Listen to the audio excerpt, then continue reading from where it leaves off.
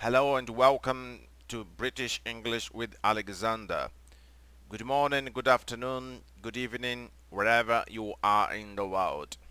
For those of you who are new to the channel, we're now talking about another unit of English grammar.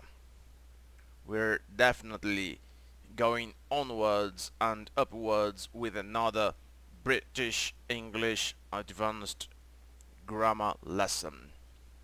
Okay, before we get started, please, I'd like to invite you to subscribe to the channel to help it grow. Share the content, the channel with English students, English learners all over the world, so we can help all of them to improve their English and bring it to the next level.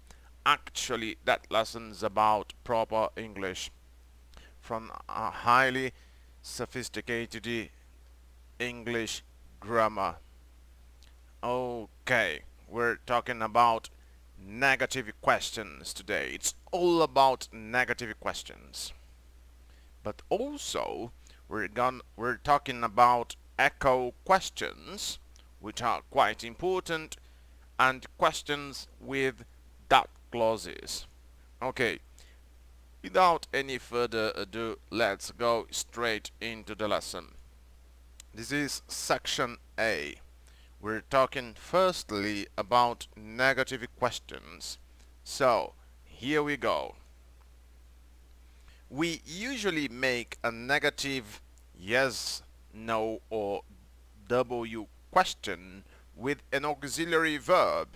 For example, have, did, would, etc. plus nt to suggest, persuade, criticize, etc. For example, wouldn't it be better to go tomorrow? Wouldn't it be better to go tomorrow? Wouldn't it be better to go tomorrow? Wouldn't it be better to go tomorrow? Yes, I think it'd be better to go tomorrow. No, I don't think it'd be better to go tomorrow. Wouldn't it be? Wouldn't it be better to go tomorrow? Also, we might say, why don't we go out for a meal? Why don't we go out for a meal? Notice that this is a negative yes, no, or WH question. Why don't we go out for a meal? We're making a suggestion in that second example, or even in the previous example. Okay, moving on. In formal contexts, or when we want to give some special emphasis to the negative, perhaps to show that we are angry, very surprised, or to strongly persuade someone, we can use not after the subject in negative questions. This happens particularly in yes-no rather than WH questions. For example, did she not realize that she'd broken it? Did she not realize that she'd broken it? The emphasis is on not. Did she not realize that she'd broken it? Did she not realize that she'd broken it? Less emphatically, we'd say, didn't she realize that she'd broken it? Didn't she realize that she'd broken it? So again, in formal contexts, or when we want to give some special emphasis to the negative, we use not after the subject. Again, did she not realize that she'd broken it? Another example, can you not get there a bit earlier? Can you not get there a bit earlier? Less emphatically, can't you get there a bit earlier? Can't you get there a bit earlier? So we want to focus. So we say, can you not get there a bit earlier? So we put not after the subject. Okay, moving on to section B. We sometimes use negative words other than nt, such as never, no, nobody, nothing, nowhere. Notice that all of those words start with a n sound. N, never, n, no, n, nobody, n, nothing, n, nowhere. Those are negative words. For example, why do you never help? Why do you never help? Why do you never help? Why do you never help? Another example, have you nowhere to go? Have you nowhere to go? Or do you have nowhere to go? Or do you have nowhere to go? Or less emphatically or more informally, we might say, instead of those examples, for example, instead of saying, why do you never help? We might say, why don't you ever help? Why don't you ever help? Why don't you ever help?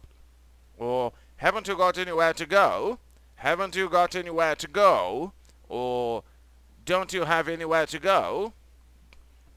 Don't you have anywhere to go?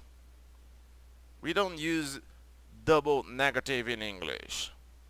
Remember, those are negative words, so we don't use nt, nt, spelling nt, nt, spelled nt, pronounced nt. Okay, moving on. This is section C of the lesson. We can make a suggestion with why not plus verb, or why don't / why doesn't but not, why do not / or why does not. For example, why not decorate the house yourself? Why not decorate the house? Why not decorate the house yourself? Or why don't you decorate the house yourself? We can use why not plus the verb, or why don't you? Why don't or why doesn't. Now, why didn't isn't used to make a suggestion, but can show that we think an action was wrong. For example, depending on intonation and the context, it can be used to criticize someone. For example, why didn't you tell me that in the first place? Why didn't you tell me that in the first place? I'm annoyed that you didn't. Why didn't you tell me that in the first place? I'm annoyed that you didn't. Why didn't you tell me that in the first place? I'm annoyed that you didn't. Okay, moving on to section D. Negative question forms. Usually with a falling intonation are used in exclamations giving opinions. For example, haven't you grown? Haven't you grown? Haven't you grown? Doesn't she look lovely? Doesn't she look lovely? Doesn't she look lovely? Or, didn't it snow a lot? Didn't it snow a lot? Didn't it snow a lot? Didn't it snow a lot? Didn't it snow a lot? They have falling intonation. Moving on to section E, we're talking now about echo questions. Echo questions are used when we haven't understood what has been said, or to check that we heard correctly. Perhaps because we found it very surprising, we might repeat, usually with a rising intonation, the whole of what was said. For example, Dallas lost her job. Dallas lost her job? Dallas lost her job? We're repeating the sentence. This is an echo question. Dallas lost her job. Dallas lost her job? We're expressing surprise. Or we also use it to focus on part of what was said using a stressed WH word or a phrase with the how. For example, Leon's arriving at 6:30. When is Leon arriving? Leon's arriving at 6:30. When is Leon arriving? Or Leon's arriving when? Leon's arriving when? Another example. We paid £3,000 for the painting. How much did you pay? How much did you pay? We paid £3,000 for the painting. We might also say, you paid how much? You paid how much? How much? You paid how much? We paid £3,000 for the painting, yeah. We can use what or do. What to focus on the verb or part of the sentence beginning with the verb. For example, we paid £3,000 for the painting. You what? You what? We paid £3,000 for the painting. You what? Or you did what? We paid £3,000 for the painting. Another example, I think she's having a sleep. She's what? She's what? I think she's having a sleep. She's doing what? She's having a sleep. Okay, that's enough. You got the idea. Moving on. This is section F.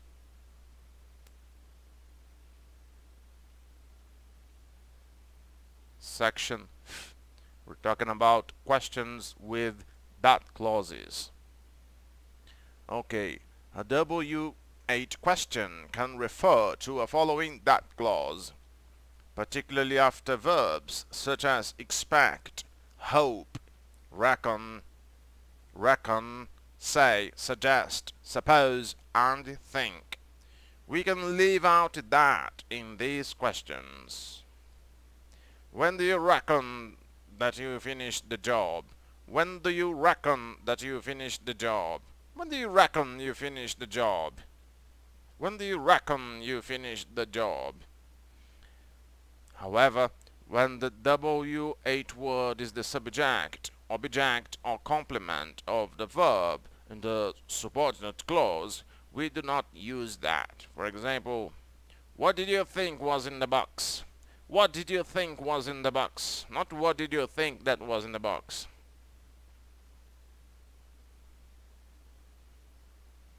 Okay, and that brings us to the end of the lesson. I hope you've enjoyed it. If you need to go over the lesson again from the start, I hope you've enjoyed it. Please don't forget to subscribe to the channel and share the content with English students and English learners all over the world. Thanks for watching. Have a lovely day. Cheers.